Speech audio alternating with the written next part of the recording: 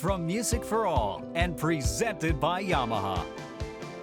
Welcome to teaching social emotional learning through music. And now, here's your host, Scott Edgar.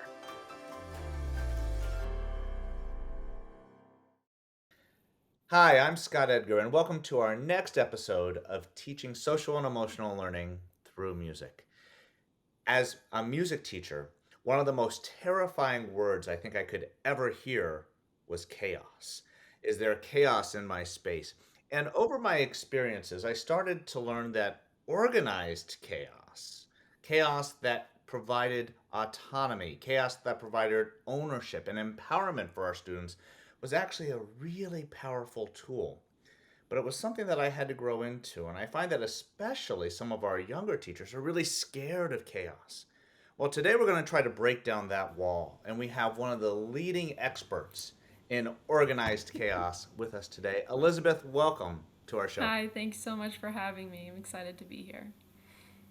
Absolutely. You bring such a unique perspective to our world of social and emotional learning in a very tangible way that it looks in our classroom. So I cannot wait for our audience to hear because I know buzzers are just going to be going off saying, hey, that happens in my space. I can't Right. wait. So, Elizabeth, before we get into some of your thoughts on what we're talking about and some strategies that link to that, tell us about your journey. What has brought you to here?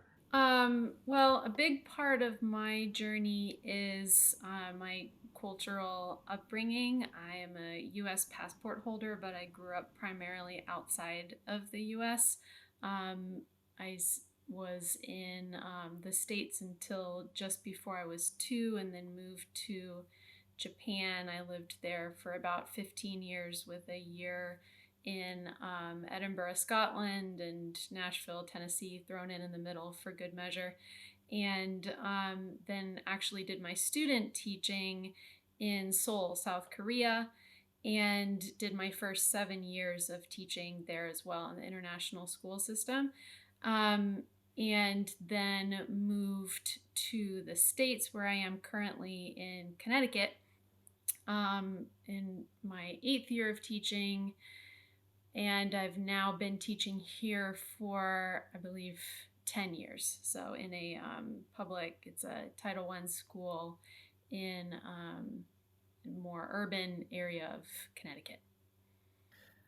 Elizabeth, and I don't think I knew about your international journey that brought you to Connecticut with your pit stop in Nashville. Mm-hmm. We know that music education looks very, very different depending on where you go. One of my dearest colleagues at Lake Forest Mm-hmm. College is from Ireland, and we have many rich conversations about what things look like on the other side of the Right. pond. And we do have an international audience on this show. Mm-hmm. So, can you maybe just talk a little bit about that journey and how that maybe informs your own personal philosophy of music education? It absolutely played a huge role in how I think about curriculum, and how I think about what music class is supposed to be. Because I wasn't raised in the US public school system, I was raised in public schools in Japan. I grew up with the national um, curriculum in Japan for my music education and for all of my education. And I also grew up as the only not Japanese person in my class in my school, and we were the only family in our we were in a pretty rural peanut farming community town in Japan. So there we were the only not Japanese people that most of our friends and neighbors had ever met. Um, so that gives me a different perspective on just how I approach human beings, I think, in general, which is something that I've found has really served me well. And that when you grow up outside of your um, parents' culture, when you grow up as an outsider, you learn how to. Like a survival skill to look at the world around you and try to discern what the cultural values are that are behind the scenes. What makes people tick? What are the norms in this space because I'm coming in as an outsider and I have to quickly be able to discern that. And so that's something that I really want to pass on to my students by giving them windows. And it's also something that I bring to the table as as a white person, but a white person who didn't grow up in Western culture. That gives me a different perspective on when I'm coming into a lot of these diversity, equity, and inclusion types of conversations. As a white person, the reason that I chose to do my student teaching in Korea was not because it was close to home. For me, as a growing up in Japan, I chose to do my student teaching in Korea and was interested in going there because Japan and Korea have a really tense history, not a friendly one at all, and because of the Japanese occupation. And I come from the cultural framework and having learned history and social studies from a Japanese perspective. And I knew, though, that because I don't look Japanese, that I would be able to have conversations as an internally Japanese person with Korean people in a way that Japanese people who are actually, ethnically Japanese can't. And so, yeah, that's something that I really think is important, and it influences everything that I do and how I think.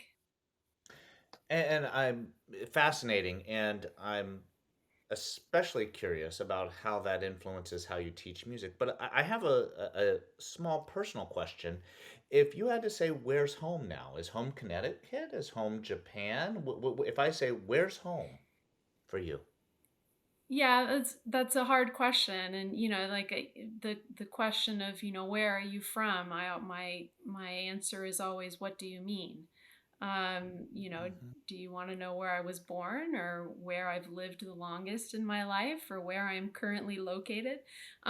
So it's become harder now. I would have unequivocally said Japan. Um, 5 years ago. It's become harder now that I've been in Connecticut for as long as I have. It's the longest I've ever lived anywhere for a full length of time. But my heart language, and I mean, just anecdotally, the last time I visited Japan, it had been a few years since I had been there. And when I got in the car with my friends and everyone was talking in Japanese and we were driving down the highway away from the airport, I physically felt my brain slow down and realized that all this time I had been in the States, my I was working harder to try to fit in as an American in American society in a way that I don't have to in Japan. So I'd still say Japan is my home culturally, and in my heart, and how I think, and my framework is probably most influenced by that. So powerful, Elizabeth. My question now is going to lead us more into your space now, because obviously Japan has such a rich history in music education that does not look like it does in the Mhm. States. And if that's where you identify as a cultural home, uh, I'm curious how your travels, how your journeys have really influenced your why of teaching music. So I became I think my biggest influence in why I went into teaching in general, and then eventually music education specifically, was because of my experience coming into Japanese public school without being able to speak the language. And I did that twice. I did it once as a preschooler, which I don't really recall, and was kind of a more natural thing because I was younger. And I did it again after we left for a couple of years and came back as a 7-year old. And just that there was no JSL program, there was no learning Japanese as a second language. It was just, come sit in this room and I hope you eventually figure it out, kind of thing. And so music class was a place where I was able to be productive and actually participate in class, even when I couldn't speak or understand the language. And so that quickly became something that is, a real passion for me as well. Now I get a lot of students who are Spanish speakers and don't speak English. And then now, in the last few years, we've gotten a lot of refugees from places like Afghanistan who speak Pashto and they don't speak any English. And I take them under my wing. I feel a lot of personal responsibility for, bringing them into the fold, because I think we have the power to do that in a way that other parts of schooling can't. That's a really powerful thought, Elizabeth. And my mind goes to, yes, language, of course. When we have that language barrier, that's something we have to navigate. But there are so many different ways that we might not be that round peg in the round hole coming into a culture. And you mentioned that you teach in a very diverse part of Mhm. Connecticut, and that's a Title I school that you come into. Probably your students look different than you do. So to me, this gets to a lot of the things that in music education that we say is a benefit of music education, but we're still very challenged, namely by some of the traditional elements that have been part of our infrastructure too now. Mhm. So maybe you can talk just briefly about what are some of the challenges that you see that we face in music education today, and maybe kind of wrap that around to the beauty that you just described of music was your home, regardless of language. Right. And that is correct about my current student population. Not necessarily incredibly diverse. It's mostly Black and Hispanic, and now we're getting some students from um, the Middle East as refugees. But definitely, the teaching staff is from a very different almost all the teachers are white. So I mean, that's a pretty common scenario I've found in the U.S. public education today, and it's something that teachers are just not being prepared for in the music teacher prep programs. I know, I graduated from college for my undergrad in 2006, and I had one class in quote unquote world music, and that was pretty much it. And I mean, but to their credit, we had, we were encouraged to, like, oh, find songs from different cultures to use, but it was still very much within, and still is today, very much within a framework of Western music, Western art music specifically. And it's just not, I mean, my biggest aha moment for me coming in as a foreigner to the US public school system, when I started teaching here, was having a kid in what he was in the oldest grade. I teach at a K-6 school in my first year of teaching, so I still haven't built up trust, and I'm still learning. I don't understand U.S. Culture at that point at all. So trying to learn, and was really frustrated with my sixth graders, as most of us tend to be in our first year. It was a very difficult, rocky start. And there, I had had a few conversations with the class about, like, okay, so tell me, like, what do you like? What kinds of music are you interested in? I'm trying to find these hooks, so that I can bring them into my lessons and all those kinds of things. And this one kid was like, no, I don't listen to music ever. And I said, that's not possible. Come on. Nope, I really don't. And I finally saw him outside of school at dismissal with headphones on, and he didn't see me. So I ran up behind him, and I don't know if this is a thing that I should, like, tell people that I did, but I grabbed one of the earbuds out of his ear and stuck it in my ear, and I said, "Ah!" You are listening to music right now. And he said, this 12-year-old boy says to me, I didn't know you were asking about this when you asked me if I listened to music. Because I was a teacher in a music classroom, and he said this in full honesty, and he was completely genuine when he said it never occurred to him, it never crossed his mind that I would be including and wanting to know about that, hip hop music that he was listening to when I asked that question. Oh my goodness. And people ask me that question, what music do I listen to? And they're expecting me to say, I listen to Frank DeKelly's music and I listen, and I do. And that's my Right. job. And when I come home, I listen to Green Mhm. Day. Yeah, that's there's multiple parts, and I think that the needle is moving. I feel like even compared to 5, 10 years ago, we're more in a space that our doors are a little more open to some of the things that we're talking about. Mhm. You said you've been in your current job for how many years? 10. 10 years? Mhm. Yeah. In those 10 years, have you seen some things progress? I think so. I mean, in my own personal journey, coming from, rural Japan as my primary background, hip hop is probably the furthest from my own lived experience. And, just Black culture in general has been the furthest from my own lived experience.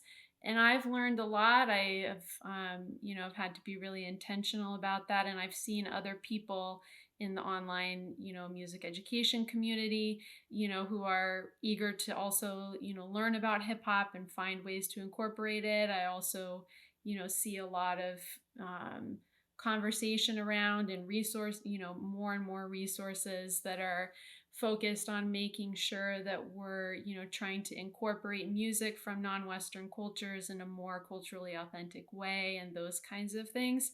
I do think we're in kind of a dangerous place right now as a profession, along the lines of that quote, and I'm not going to remember it exactly, about like the most dangerous group of people is the white moderate, um, where we're in a place where I think people feel like, oh, we're doing a good job. Let's pat ourselves on the back because, like, I did a rap song one time, or I mentioned hip hop in my lesson one time, or I did a Spanish song one time, and oh, look, I did a song from China. So I'm like, I did it now, check the box.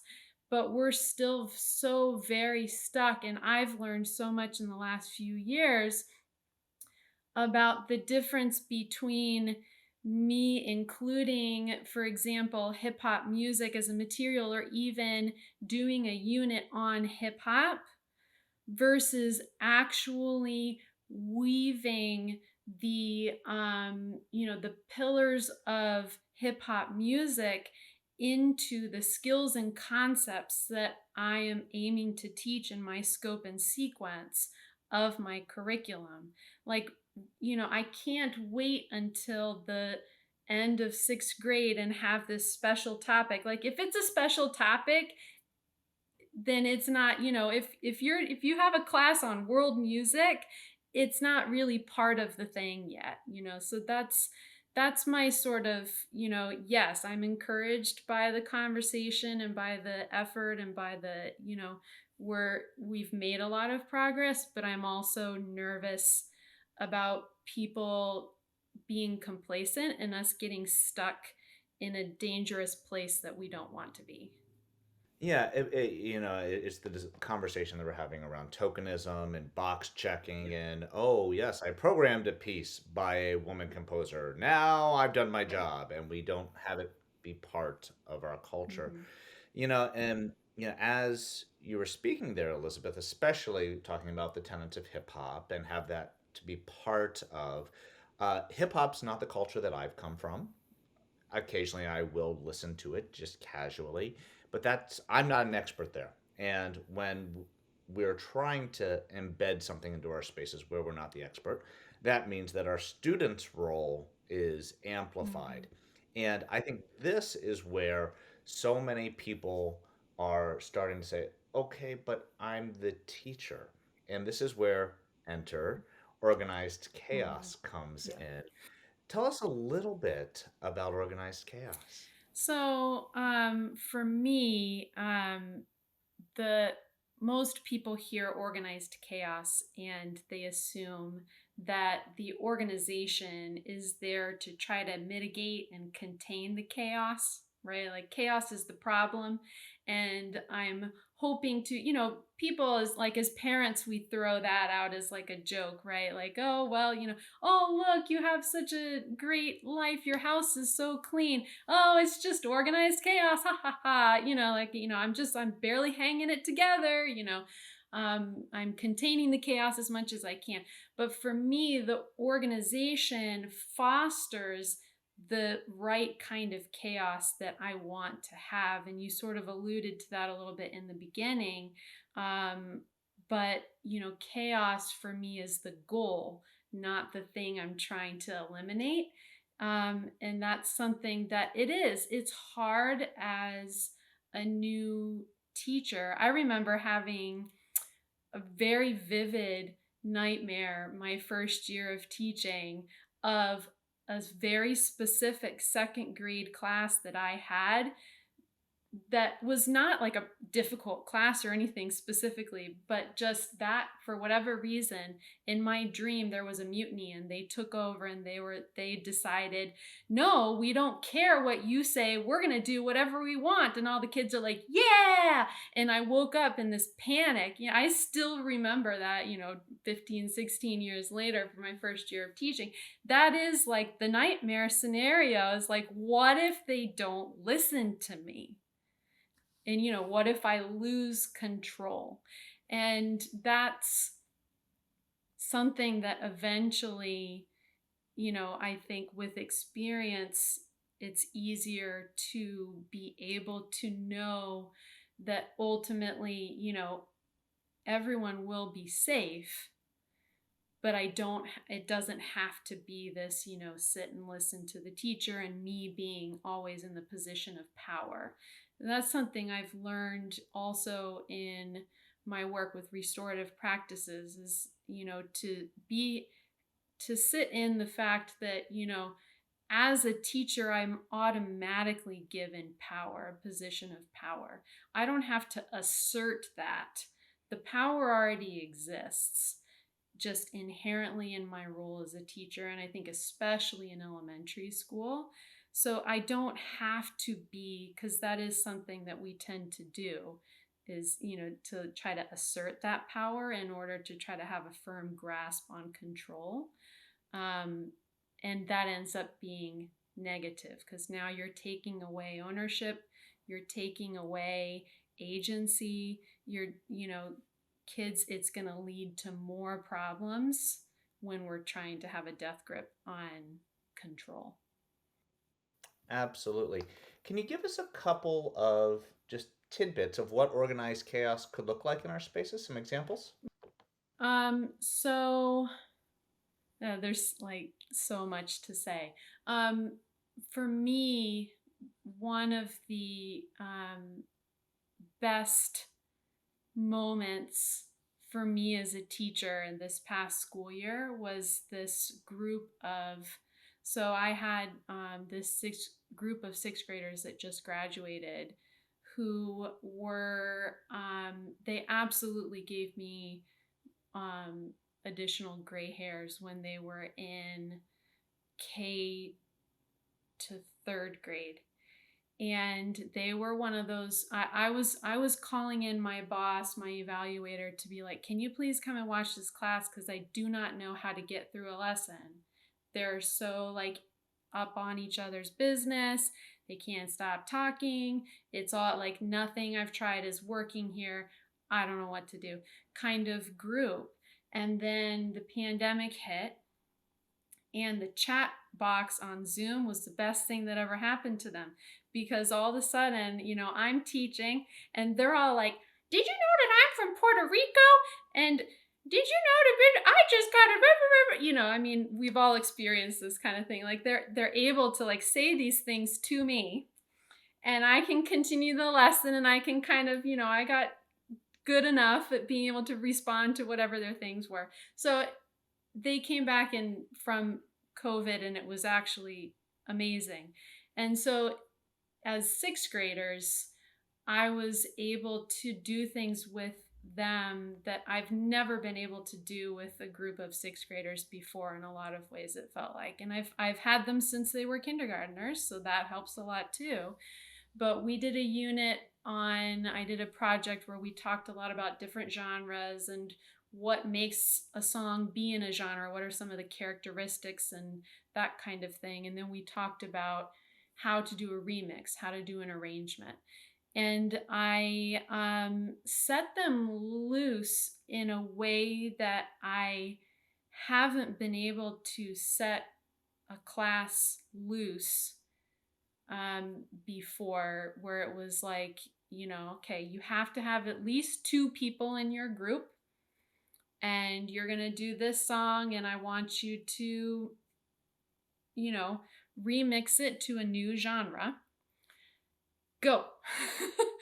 And being able to watch them all like, okay, and go and find their people, and go and start to work through. And then I have kids coming up to me and saying, oh, I have a guitar at home, can I bring in my guitar?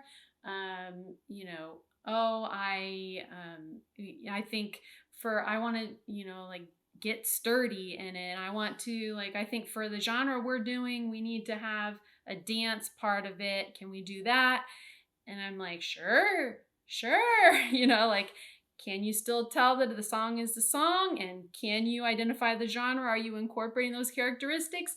Okay, then go for it. And it was, and those kinds of moments when you walk in, if you walk into the room, I've got kids leaving the classroom to go to the instrumental room to ask the band teacher if they can borrow a pair of drumsticks and can they use the snare drum. I've got kids, saying, oh, well, I left my saxophone because I have a lesson tomorrow. Can I go get my saxophone? I have kids wandering around, like, grabbing instruments off the shelves.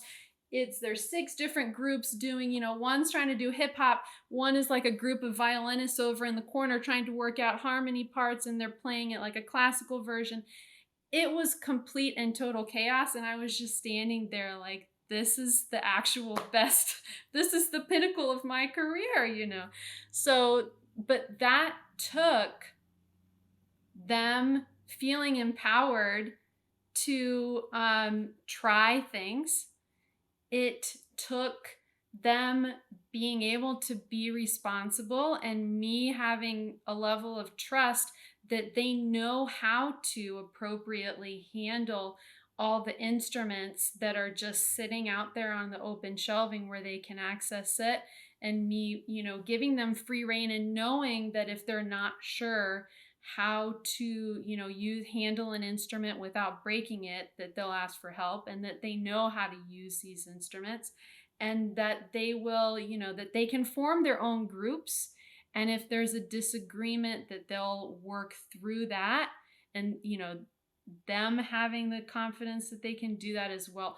All of those things led to them being able to do that. And the stuff that they were able to learn through the process and the products that came out of that project were extraordinary.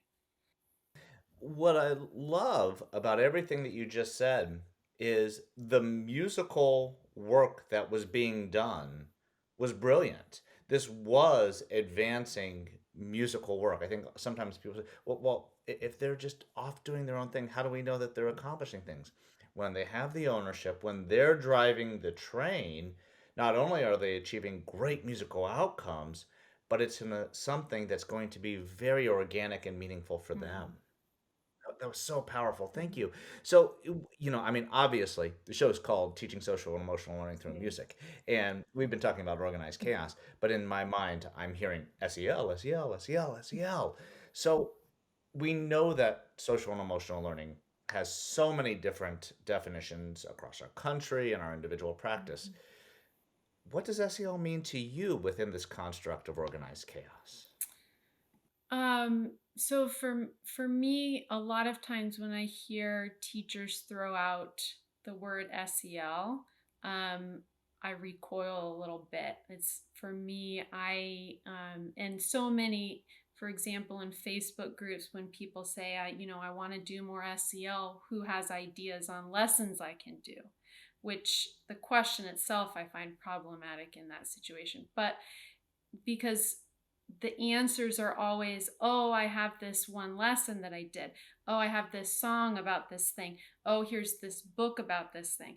But real, actual social, emotional learning can't come from some little cutesy song, from reading a book, even from having one, circle conversation. It's getting our hands dirty with actual human interactions and being willing to take the time and put in the effort that you need for all the humans. We're talking about a group of all these different individuals, um, learning how to be human, how to interact with each other, how to regulate their emotions, which we all know is massive problem now, in the post-pandemic new paradigm that we're in. But that's, learning how to express and manage your own emotions. But I think for me in music, I'm especially also focused on the S part that I think gets left out so much when we talk about SEL. We go straight to, talking about expressing and regulating emotions. But what about the S, the social part of it? Because math class, you can be your own individual, you can mind your own business and learn. And the majority of the way we have school structured right now is that way. Music is one of those subjects where you got to be up in each other's business and you got to be able to interact with each other and work together to really learn all of the skills that you need to have as a musician in a holistic kind of way. So for me, it's that's the crux of it, is all of those things, but really bringing, like being willing to get our hands dirty and get into the real, actual human interactions. I loved how you framed that we forget the S and it's the first thing, right? We jump right into how are you feeling? And no one likes to be asked that Right. question. If someone thinks, how are you feeling is the entry point, or how does this music make you feel Mm-hmm. is the interaction with social and emotional learning, Right. you're probably not going to catch a lot of Mm-hmm. fish. The work that I do is and I knew I liked the work that you did because when you start talking about SEL, it's not a box check. It can't be the first 5 minutes of class. It's not the icebreaker. And the three criteria that we suggest as baseline for social and emotional learning embedded into music education is that it must be embedded. It must be a musical incarnation of what we do. Mm-hmm. We're not psychiatrists. We're not psychologists. We're not therapists. We're not social Mm-hmm. workers. So it needs to be embedded. It needs to be musical. It needs to be intentional, that this is work that we say, that, as you said, that messy interaction, that human interaction, it must be intentional that we're valuing that, and it must be sustained, that this isn't just the first 5 minutes. Right. So, to me, when we start talking about some of these platitudes of intentional, embedded, sustained, which I firmly believe in, you capture that, you own that. That's what you do. Mm-hmm. Yeah, that's exactly It's right. Yeah, gorgeous. and it's really just, it's all encompassing, right? It's everything ties into that. It's the equity work, it's the lesson planning, it's the routines that you have in your class, it's the physical classroom setup, it's everything plays a part, and everything, all of it matters, unfortunately and fortunately. It does all matter. Our son goes to Montessori school, Mhm. and he's a young whippersnapper. And I walk into his classroom, and it's the definition of organized Yes. chaos. Every student's doing their own thing. I mean, people aren't. hanging from the light, but the teacher's not standing up and doing one presentation. It's like, okay, so we've navigated different stations. You have some skill sets. Now go and further that. Define your own learning.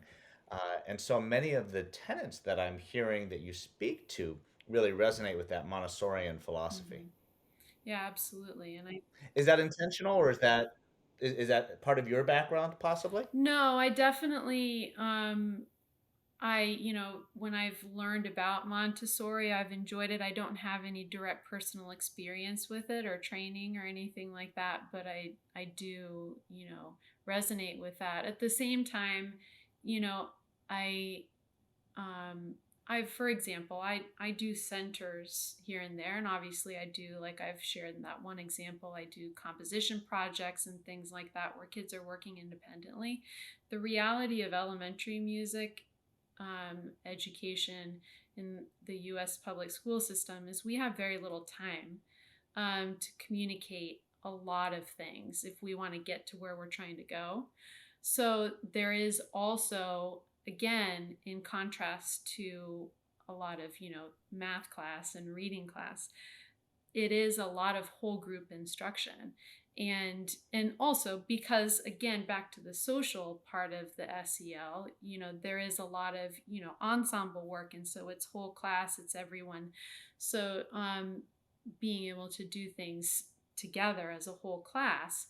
um, but I've learned that there's all one of the things that has been really helpful for me is giving students leadership opportunities and more ownership and independence in just the regular workings of how we do class, which takes a lot more time and is a lot more frustrating in the beginning. Like, I use like a necklace holder, like a jewelry hanger thing to hold my class set of triangles, and it's quite heavy and difficult to carry across the room. And so my instinct is always to bring that whole, giant holder over around to each kid and have them take a triangle or whatever it is. But we all know that kids would rather do it themselves. They'd rather be and the more opportunities there are for kids to take ownership of that, again, the first grader gingerly carrying this giant heavy thing of triangles across the room is what gets us to a sixth grader that knows what to do when I say, go make a thing, and has the skill set to be able to do that. I do student jobs where I rotate through, and it's assigned to a small group of students, and every student in the class has a job and they all do the jobs. I rotate through them all over the course of the school year. One of the jobs that I've started doing is warm-up leader. So at the beginning of every class, I didn't used to do this at the start of my teaching career, but I do a little warm up. It's usually, I do some different 4-beat patterns and you echo back after me. I turn on some music and I'm keeping the steady beat and you copy what I'm doing on the steady beat. But the whole idea is to have the students take over the leadership of that. It not only, I've found, because it's a relatively simple task while still being, some meaningful for learning, and I can, kind of sneak in previews of concepts that I want to teach them, whether it's throwing in a rhythm that we're learning or whatever it is. But it gives everyone a sense of success of doing the thing that they're supposed to do from the minute they walk in the door.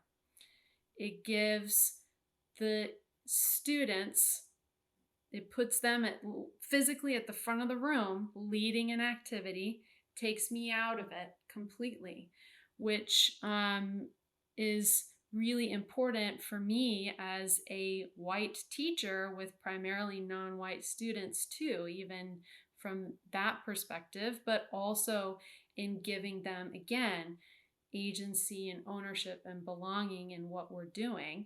And also, just for all of it, also gives me a chance to kind of step back, because one of the important things I found that ties back to SEL too as a teacher is, I talked about with my cross cultural upbringing that I'm really keyed into what's happening around me, and especially what people are thinking around me. And having that opportunity to step back and take the temperature of the room and look around, see what the nonverbal cues, how are these kids, and have, if there's a kid slumped in the corner, I can go talk to that kid, right? And make sure that they're taken care of, in a way that doesn't intrude on the lesson activity and doesn't draw attention to the kid, doesn't take away from anyone else's learning, but gives me an opportunity to do that. So I think I've kind of veered off the original question here, but those are, all things that play into that whole bigger picture. It's gorgeous. And what I loved about what you just spoke to, Elizabeth, is that there are some things in our job that we need to do, right? There are some things, this isn't about saying the students are going to do absolute everything. As the content experts, most of the time, I mean, obviously, we're going to engage our students' Mhm. cultural knowledge and what they're bringing to the space. We're going to have things that only we can do. But I think that list is a lot smaller than often we give it credit for. Right. And there are so many things that our students can do Mhm. that, as you said, it's going to make the space safe for this organized Mhm. chaos. So, Elizabeth, as we start to wrap up our time today, can you please share what's next for you? Where are you going? I'm not going much of anywhere, honestly. I have to keep reminding myself, because I am really involved in the online space, but as much as many of my counterparts are not, I'm still full time in the public school, elementary music classroom, and that's I haven't I'm still here, and I still am, passionate about being in the classroom. So that's something that I plan to continue to do. And, I'm going to continue to be writing, and um, think it just really being able to write on my website, and gives me a chance to really reflect on my own practice, and forces me to put into concrete words things that are kind of nebulously in my head. So that's something I plan to continue to do. I'm hoping to have more opportunities. I've had a little bit more opportunity since COVID hit, to actually present to different districts and schools and organizations, because I am a divorced single parent with young kids. I can't physically travel around that much, but being able to present virtually has opened up some new opportunities. So that's something I'd like to continue to do as well. But those are my main focuses. That's already sounds like 7 full-time jobs. So I think that's absolutely perfect. What I feel the same way, over the pandemic, and some of those traditions have continued, that it's brought our world Mhm. smaller. We've been able to connect over Zoom, to be able to reach and to connect. So you mentioned a website, you mentioned new writings. Where can we find you? CaldwellOrganizedChaos.com is that's my landing point. I have a blog where I publish articles at least once a week, often twice a week, um, about different things. And I have, social media accounts that you can find on that website as well. But yeah, Caldwell, and then organizedchaos.com. That is, and from someone who's been spending some time in that space, it's well worth the click and some time and some connection. Elizabeth, such an honor to share this space and to help us to better understand that it really isn't about control. And the second that we think that we have control in our classroom, that's the first mistake we're making. It's about the connection. Mhm. It's about embracing things that aren't always about I have my hands in this and I'm controlling this and I'm driving this and I'm the only one with the answers. Mhm. There are so many things that our students can bring to our table. And the second that we amplify those voices, we're all winning. Mhm. Elizabeth, so much gratitude for you sharing our time with us this Yeah, morning. thank you so much. Likewise, it's a pleasure to be here and I enjoy the conversation. So many thanks to Elizabeth for joining us today. For Music for All, I'm Scott Edgar. Thank you and be well.